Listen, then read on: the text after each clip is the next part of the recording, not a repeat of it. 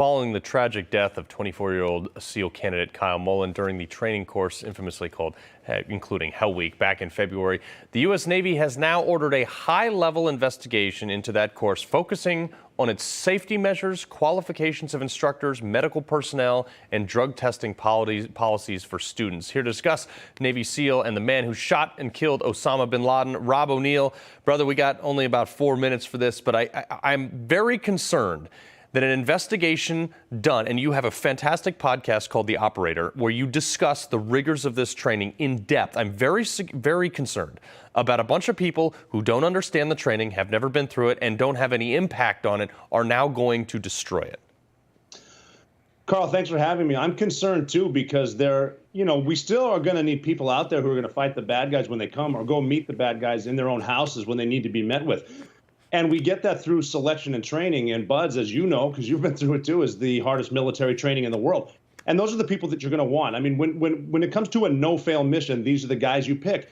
And I mean, it's a dangerous course, and people do get hurt. And unfortunately, people have died. But we need this. And it's not like there's not medical personnel everywhere. There are. They check people all the time.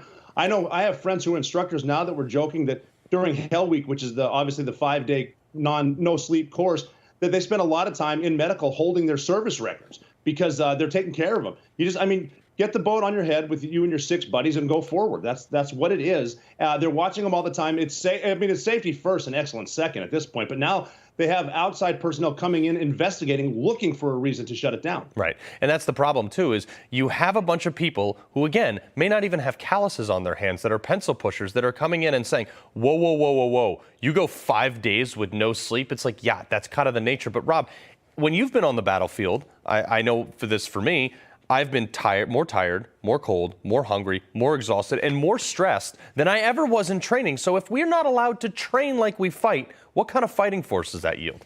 That's absolutely right, Carl. And I've heard that before. The training is easy compared to war, and it turned out to be. There were spots when we were in the Konar province, the mission we were looking for Marcus Luttrell. And I remember looking at guys saying, this is why training is so hard. Because if we wanted to quit right now, where are we going to go? We're just here. We're just here, and we're here for each other. The way we're going to get out of this is because of the person behind me, the person watching my back. And I know that these people have been through this very hard training, that they're not going to let me down, and I'm going to get back to my family. Yeah. And this is not politically correct. We will need warriors, and we shouldn't be worrying about a lot of this woke stuff and making it easier, because China's not worried about it. And that's coming, and it's sad to think, but we're going to want the best of the best who we're selecting. Yeah. Real quick, and I think I know the answer to this, but this is on the backs of a letter from a grieving mother that begged for an investigation. And my heart goes out to her, it really does. But what do you say to someone like that? It's like, lady, your son knows what he signed up for, right?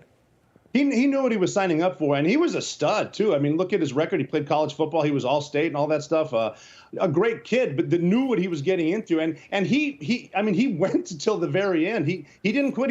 He made it through Hell Week.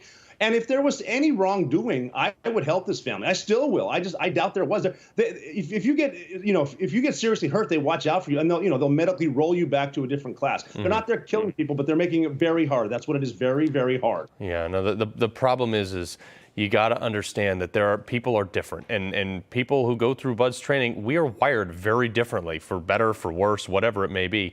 And they got to understand that. Rob O'Neill, the fantastic podcast, The Operator. If you want to find out how hard this training actually is, I suggest everybody go listen to that. Rob? Thank you very much. I appreciate it. All right, folks. No crooked establishment. None of that twisting the truth. No talking down to me. Don't tell me how to think. Don't tell me how to think. Don't tell me how to think. I trust Newsmax. Newsmax. They don't tell me how to think. They let me decide. Newsmax. Real news For real people.